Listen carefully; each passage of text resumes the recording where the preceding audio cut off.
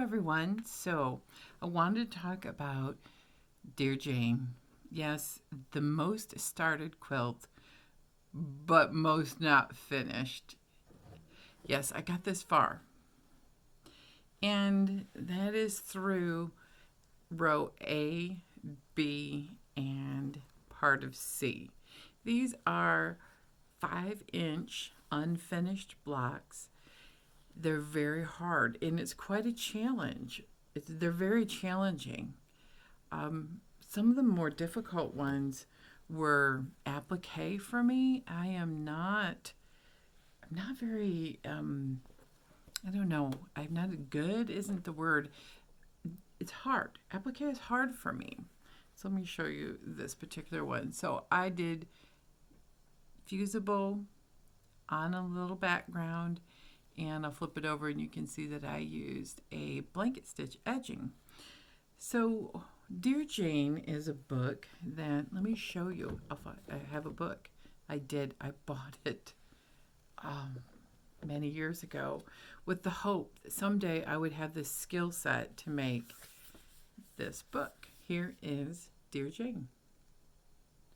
This book is out of print, but there are new versions of it, and I have a little tag that shows you I'm in roughly C7, and you see there's just line drawings. There's no real directions on how to make them. You have options. You want to hand sew it. It's probably how Jane Stickle made these in the 1863 era. That's what the date on the back of the quilt. Nobody really knows how long it took her. That's the first block I did.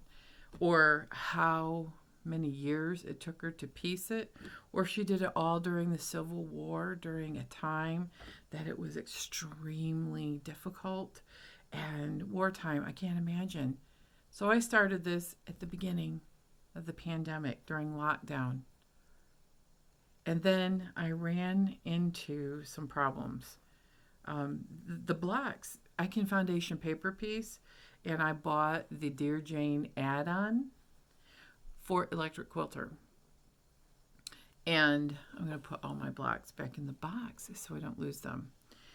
And I ran into curved piecing, which is a challenge. It's hard for me.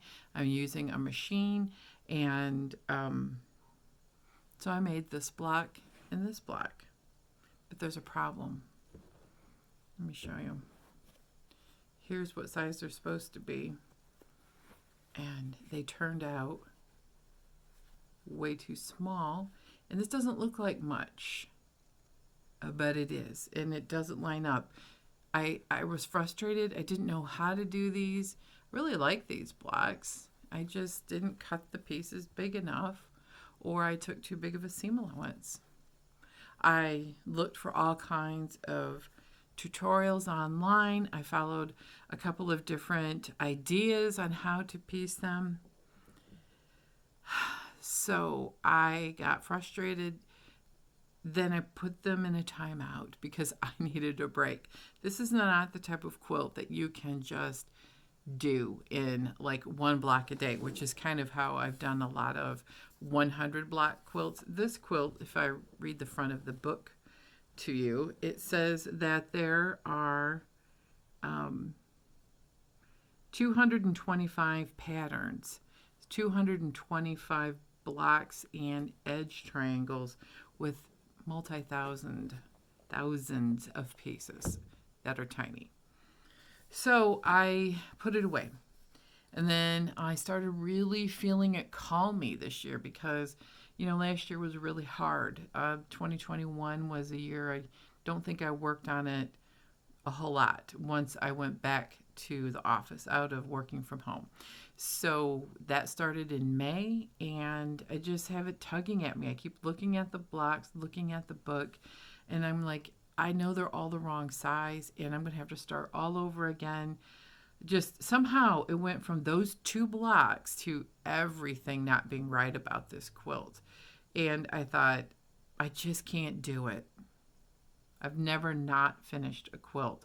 Now, I have taken a couple of quilts where I stopped halfway through, and I did that with The Farmer's Wife, which I found hard because that quilt really was designed to be hand pieced and not machine pieced or paper pieced.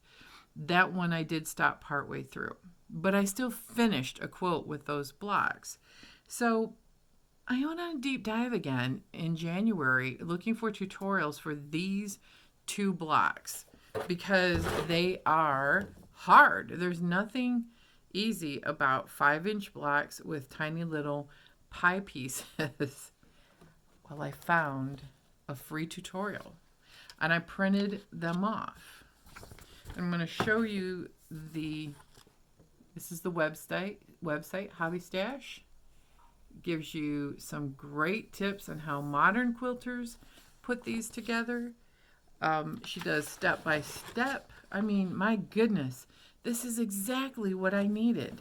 Somebody who has made this, and she started the year before I did, and she's still not finished, but she has all the inside pieces already done. And here's an upcoming block that's super hard, but she gives you some great ideas on how to do the block.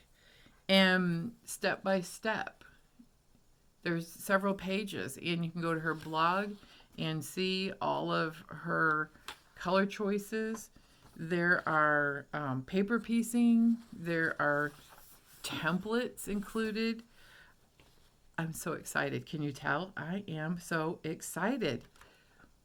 I think I can finish this quilt because somebody with modern day technology, she has EQ8, but she likes Mac, the lady who runs Hobby Stash. I'm not really sure what her name is, but thank you, Hobby Stash, because this is amazing. I think I can do this. I really, really do. I'm so excited. So I am going to follow the directions, and I have been practicing smaller pieces again.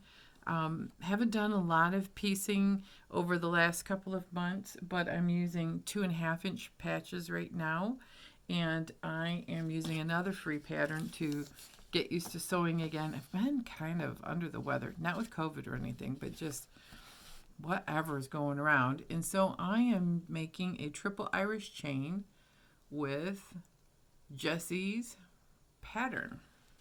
So if you want to do some practicing on a scrappy Irish chain, I call it triple Irish chain. I'll even show you the picture of what it's going to look like, because I got to get back into practice for sewing. I've been doing some long arming. So this is what it's going to look like. What's her website? It's Jessie Fincham, FINCHAM.com. So you can go to her blog. You can go to Pinterest. That's where I found this. I'm doing it in a darker colorway because that's what I have a lot of.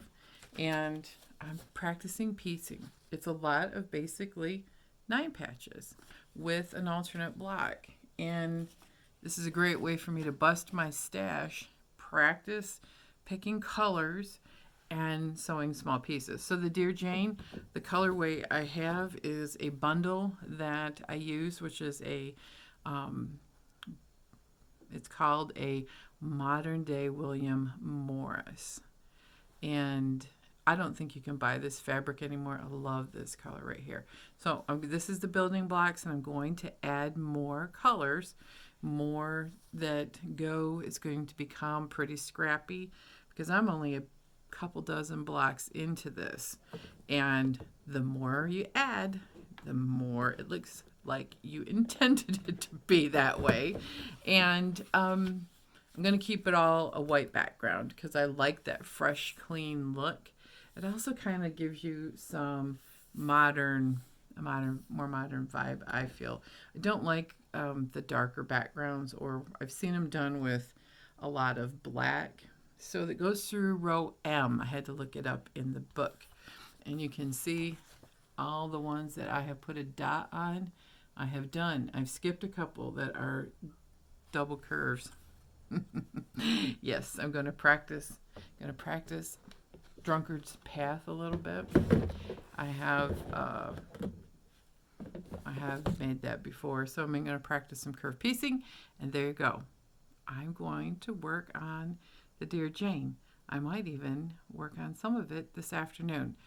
But I wanted to share where I was at. The Dear Jane, this is a video that has one of the most views that I've had in a long time, and I haven't come back to visit it in a while, and I wanted to give you an update. So here we are.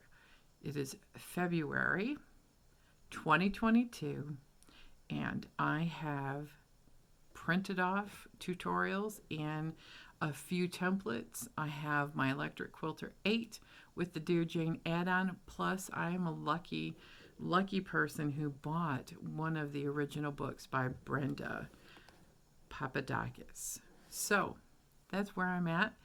And you can look at some of the earlier videos if you want to see all of these blocks more close up, or you can go to my Instagram page. I have grammed these on Vicki L. Holloway Quilting on Instagram.